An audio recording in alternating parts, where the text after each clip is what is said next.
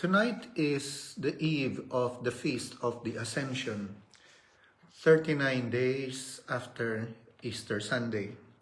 Tomorrow is a major feast of the Church, 40th day. Jesus ascended into heaven, mission accomplished, sits at the right hand of the Father. Alam niyo ba kung ano ang nangyari during those 40 days? Especially on the eve of the Ascension, which is this evening. Kung tayo ay naroroon sa panahon na yun, ano kaya ang ating mga mai-experience? The Bible gives us a little glimpse of that. And I pray that your spirit and my spirit will be open to the Holy Spirit. And that's what we're going to talk about right now. Amen. Amen.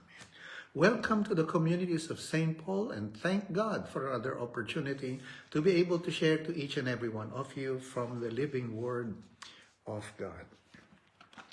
39 days from Easter Sunday. From Acts chapter 1 and verse 3, to whom he also presented himself alive after his suffering by many infallible proofs, being seen by them 40 days, during 40 days, and speaking of the things pertaining to the kingdom of God. Though it is not our lesson today in a nutshell, for those 39 days, Jesus proved himself alive, came back from the dead, and taught the disciples about the things pertaining to the kingdom of God, the family of God. And the kingdom of heaven has arrived in order that it may be inaugurated, meaning masimulan na ang paghahari ng langit dito sa lupa and bring about the healing and the transformation and the saving of the whole of the world and the whole of the cosmos, the whole of actually the universe. And he started that by the healing of humanity. Why? Because humanity is the one that was to carry out the plan of God on earth. And tayo naman sa panahon natin ngayon ay binigyan ng ating mga ama sa pananampalataya. We call them the church fathers on what to look into, meditate at pagbulay-bulayan hango pa rin sa banal na kasulatan sa gabi na ito, which is the eve of the Ascension, in order for us to guide our thoughts, our reflections, and be ready for that great feast of the church tomorrow. And a part of that which the church fathers have given us is the reading from the book of Revelation, chapter 5. And I'll be reading from verse 1 until verse 7. Revelations 5. And I saw in the right hand of him who sat on the throne a scroll written inside and on the back, sealed with 7 seals. Then I saw a strong angel proclaiming with a loud voice, who is worthy to open the scroll and to loose its seals? And no one in heaven and on the earth or under the earth was able to open the scroll or to look at it. Verse 4, so I wept much because no one was found worthy to open and read the scroll or to look at it. But one of the elders said to me, do not weep. Behold, the Lion of the tribe of Judah, the Root of David, has prevailed to open the scroll and to loose its 7 seals.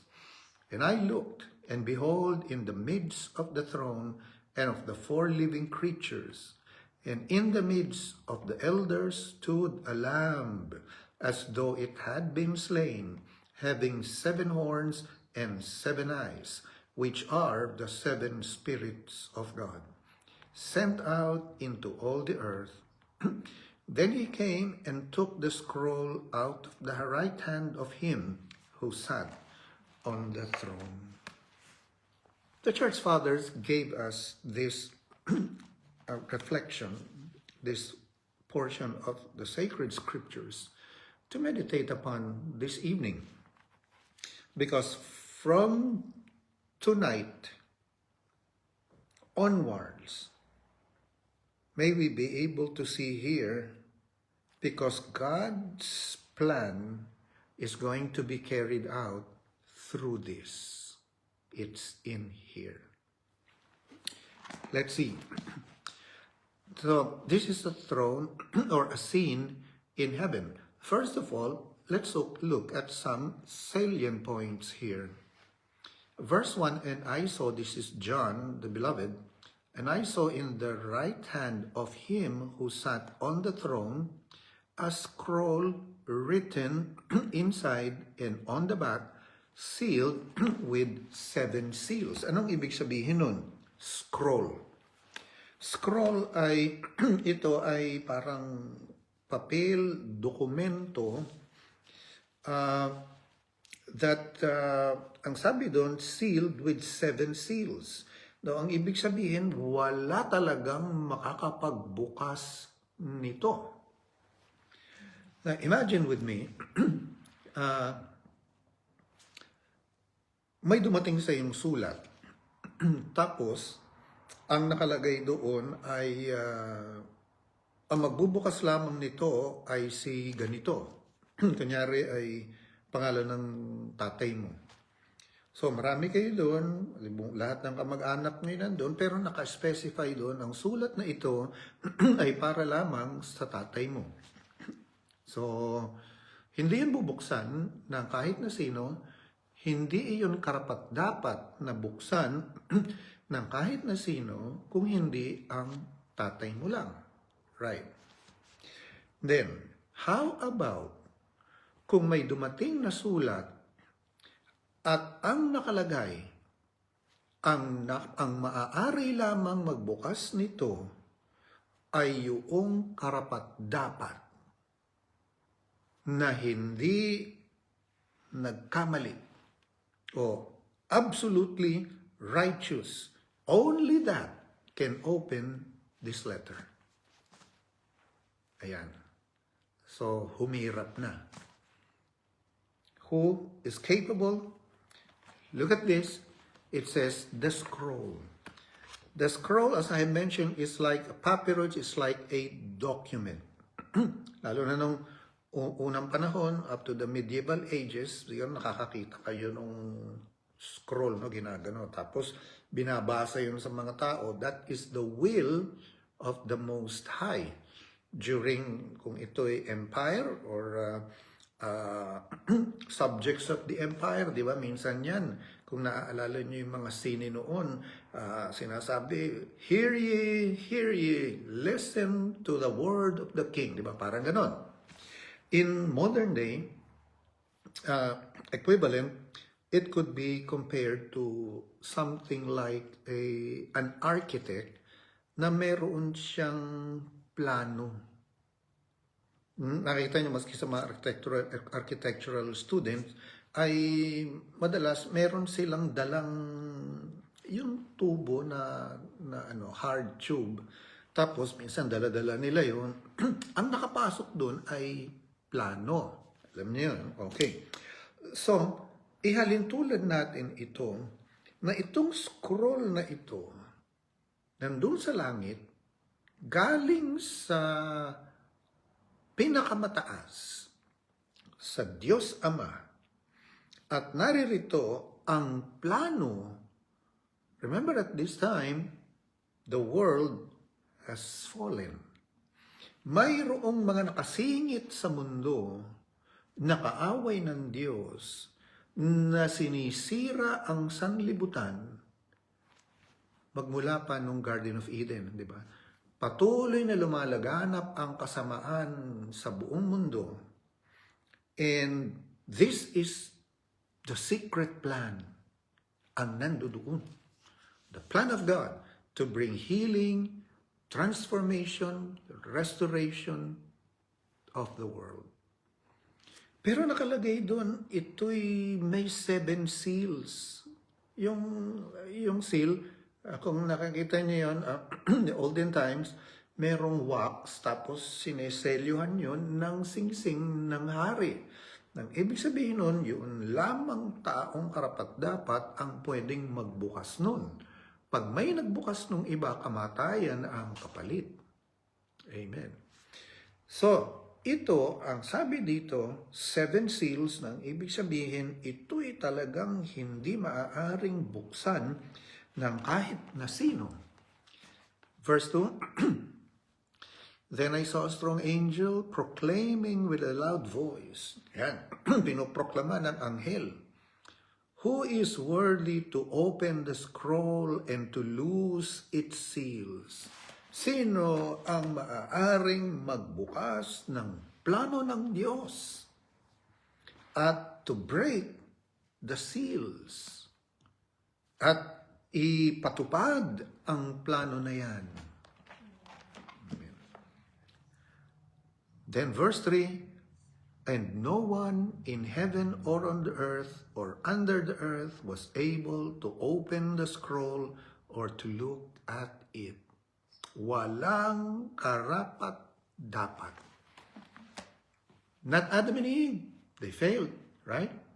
Dahil ang plano ng Diyos, Genesis 1 and 2, sinimula niya ang creation, and then it is to be unfolded. Meaning, kailangan isagawa ang patuloy na nais ng Diyos sa mundo. Ngunit ito'y magiging sa pamamagitan ng tao, humankind. Yan ang plano.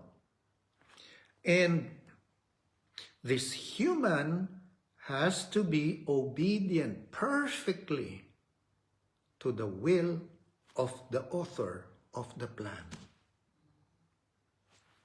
Adam and Eve failed. Sabi mo, di ba talaga si Abraham? Saan galing kay Abraham? Ang Israel, the Hebrew people, nag-fail din. Dahil, remember, when Jesus came, ang mga Pariseo, in a nutshell, sabi niya, kayo, mga religious leaders, kayo ang pinuno na dapat ay maging solusyon sa problema ng mundo. Kayo'y pa naman ay naging bahagi ng problema.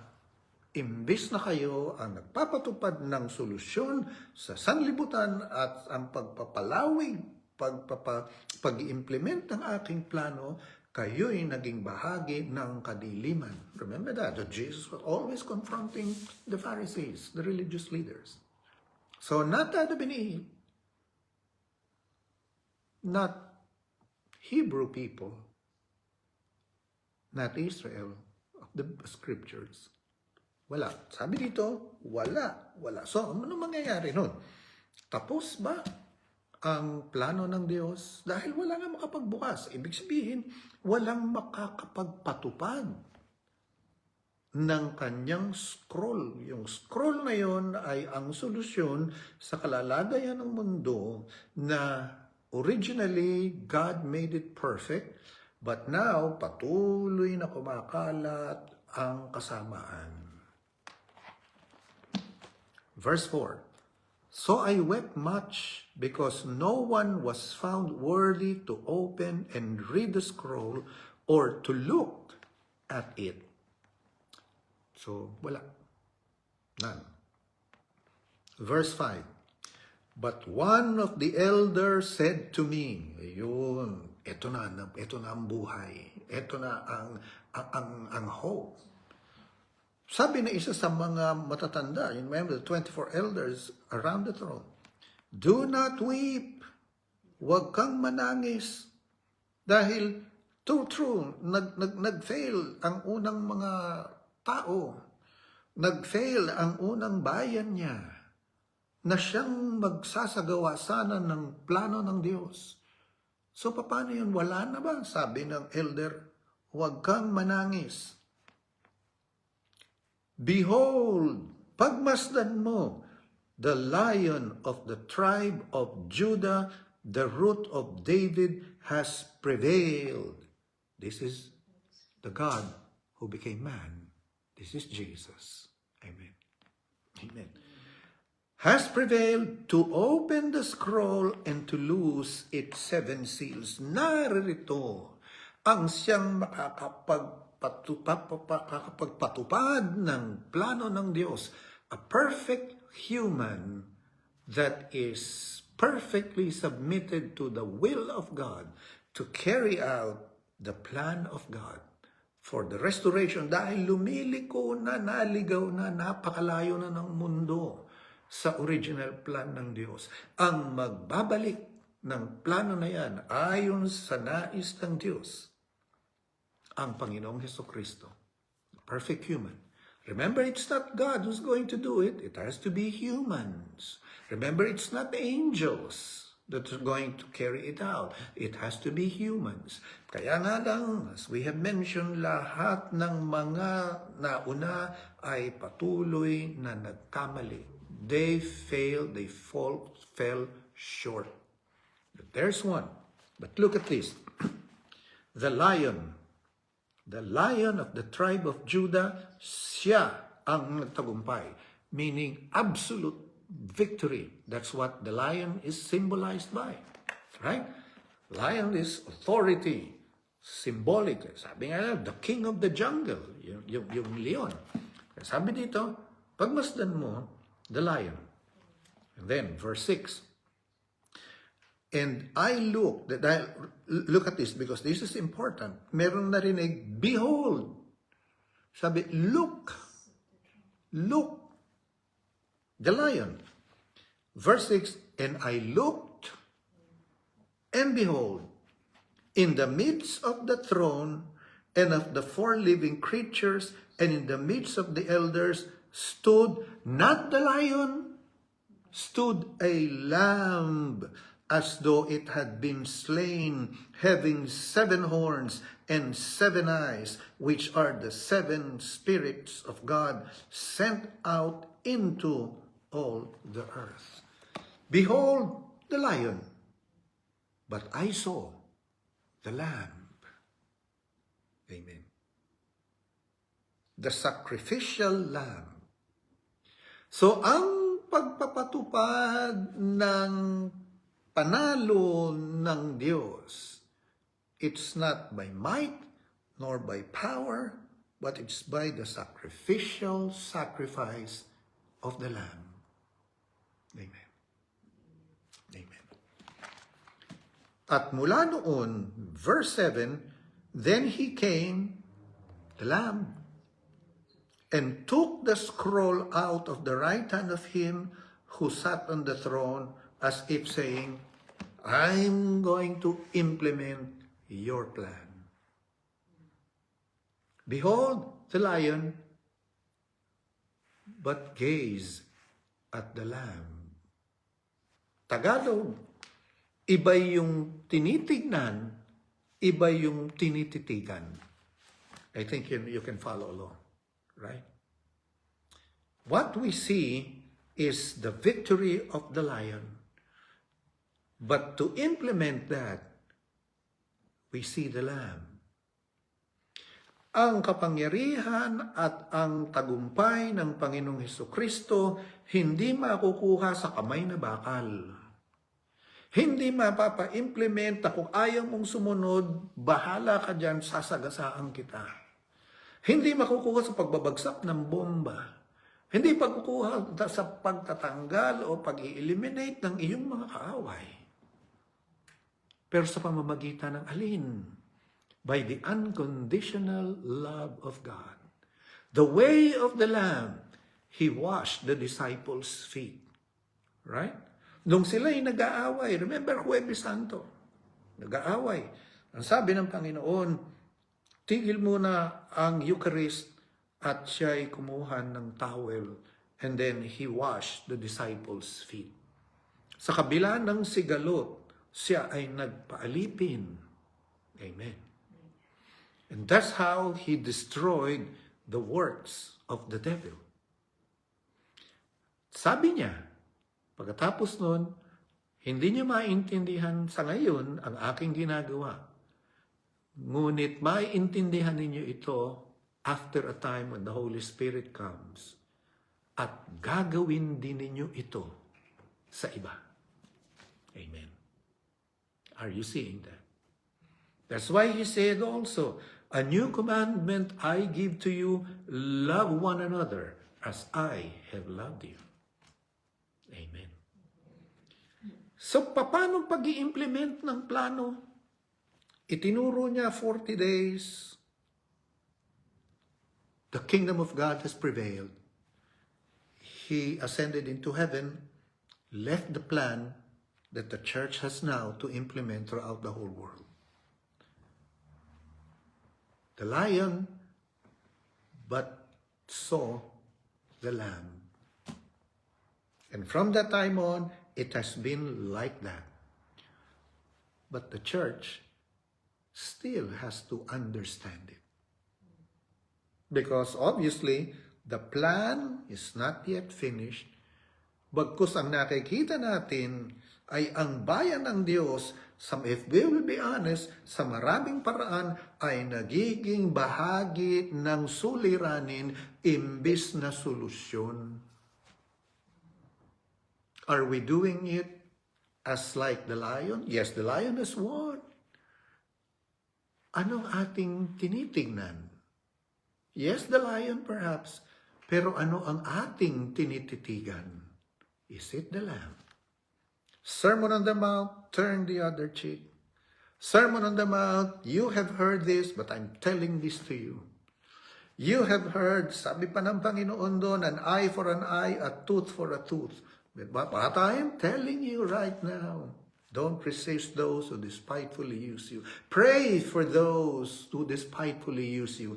A sweet answer turns away wrath. Ang mga solusyon na sinasabi sa atin ng Panginoon. Anong kanta ni St. Francis? Lord, make me understand, not to insist that I'll be understood. Right? Eh ngayon, ang sinasabi, hindi, mas importante ako. Mas mahalaga ang aking sasabihin. Mas tama ako. Pag hindi kayo nakipag-peace sa akin, wala na tayong peace. A tooth for a tooth, an eye for an eye. Kaya lahat tayo bungi. Lahat tayo'y bulag. Are we gazing the Lamb? On this 39th day, the eve of the ascension, when Jesus ascended into heaven, tapos na ang plano, iniwan na niya ang scroll sa kanyang bayan. Kasama tayo ron. May we see the lion? Yes. May we see the victory? Dahil yung victory na walang lamb, kulang. Magiging authoritarian ka nun. Mali. Yun namang nakita mo yung lamb, wala yung lion, ito naman ang magiging sanhi na hindi mo nakitang napanalunan na niya ang victory dito sa mundo. Kaya sige, just ride on, tiisin mo lang, sakripisyo, dahil pupunta ka rin sa langit. Kulang din yon. But the victory has been won here. That should always be. At the times that we will feel overwhelmed by the problems and by the situation, by the obstacle, we remember the lion. But we gaze at the lamb. The lion and the lamb. Because from that time on, ang pagpapatupad ng scroll ng plano ng Diyos is by this way, the way of God. May you and I be obedient. May we pray that God's people at this time may be obedient unto this, that the plan may be carried out. Remember His plan, the restoration of the world, of humanity, of creation. But He is waiting, or He is wanting a people that will live in perfect obedience to the will of the Father. Amen? Amen. I will stop here, and I pray that this It's a blessing to you, and may this guide you, because especially at the time that we are in right now, the plan of God has got to be implemented. Kailangan ipatupad ito. Pero sa pamamagitan ng pagtingin natin sa layon, ngunit tinititigan ang kordero. The grace of our Lord Jesus Christ, the love of God, the fellowship of the Holy Ghost, be with us all now and forevermore. Amen and amen. Signing off now until next live stream.